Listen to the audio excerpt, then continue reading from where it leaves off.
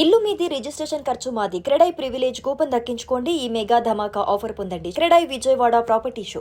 అమరావతిలో హైకోర్టు నిర్మాణ పనులు శరవేగంగా సాగుతున్నాయి. ఇప్పుడు ప్యారలల్గా అసెంబ్లీ నిర్మాణ పనుల్లో కూడా జోరు అందుకుంది. అసెంబ్లీ భవన నమూనా గురించి మనకు తెలుసు. ఒక టవర్ రూపంలో నిర్మిస్తున్నారు. ఇది అమరావతి వాచ్ టవర్గా ఉంటుంది. అమరావతి మొత్తాన్ని చూడొచ్చు అనేటువంటి అభిప్రాయం ఉంది.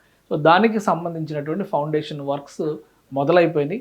దానికి సంబంధించినటువంటి దృశ్యాలను కూడా ఏపీసీఆర్డీఏ రిలీజ్ చేసింది. ఒకసారి మనం ఈ దృశ్యాలు చూస్తే అర్థమవుతుంది. ఒక ప్రతిష్టాత్మకమైనటువంటి అమరావతిలో ఐకానిక్ బిల్డింగ్స్ 7 కడుతున్నారు. అందులో ఒకటి ఈ assembly tower, iconic assembly taking shape అని చెప్పని అమరావతి ఏపీసీఆర్డీఏ రిలీజ్ చేసింది. వీళ్ళు ఏం చేస్తున్నారంటే డ్రిల్లింగ్ చేసి పునాదులు వేసేందుకు కావాల్సినటువంటి కాంక్రీట్ పైలింగ్ అనమాట. ఈ ఐరన్ ఫ్రేమ్స్ లోపలికి దింపి కాంక్రీట్ దిమ్మలుగా తయారు చేసేటువంటి ప్రక్రియ.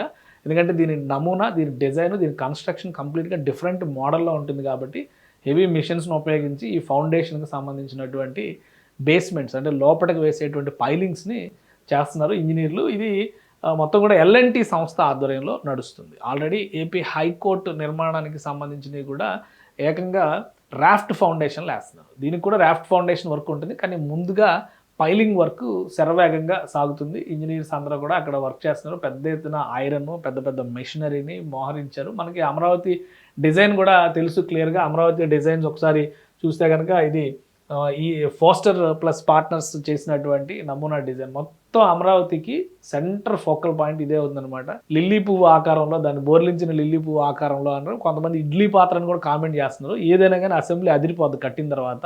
ఇది కట్టేది కూడా బేస్మెంట్ ప్లస్ G+3 ఫ్లోర్స్, 3 అంతస్తులు మాత్రమే ఉంటాయి. టోటల్ అసెంబ్లీ ప్లస్ కౌన్సిల్, ఇంకొక సెంట్రల్ హాల్ కూడా ఇందులో నిర్మిస్తున్నారు. అసెంబ్లీ వచ్చేటువంటి వాళ్ళందరికీ కూడా ఒక పర్యాటక క్షేత్రంగా దీన్ని నిలపాలనేటువంటి ఆలోచనతో ఈ డిజైన్ చేశారు. అందుకనే ఈ 9 సిటీస్లోకి కూడా అత్యద్భుతంగా ఉండబోయేది, అధునాతనంగా ఆకట్టుకునేది, టవర్ పాయింట్లో మనుషుల్ని ఎవరొచ్చినాగా నిలబెట్టేది ఈ అమరావతి అసెంబ్లీ బిల్డింగే అవుతుందన్నమాట. సో కాంక్రీట్ ఫైలింగ్ వర్క్స్ చాలా వేగంగా సాగుతున్నాయి. 617 కోట్ల రూపాయల వ్యయంతో దీని నిర్మాణం జరుగుతుంది. గతంలో అయితే 450 కోట్లతో అయిపోయేది. ఇంకో 150 కోట్లు, 200 కోట్లు పెంచారు. సో మొత్తానికి ఇప్పుడు ఆ పైలింగ్ వర్క్స్ అవుతున్నాయి కాబట్టి అతి త్వరలోనే నిర్మాణ ప్రణాళిక మరింత వేగంగా ముందుకెళ్తుంది. నిర్మాణానికి సంబంధించి 3 ఏళ్ళని టార్గెట్ పెట్టారు.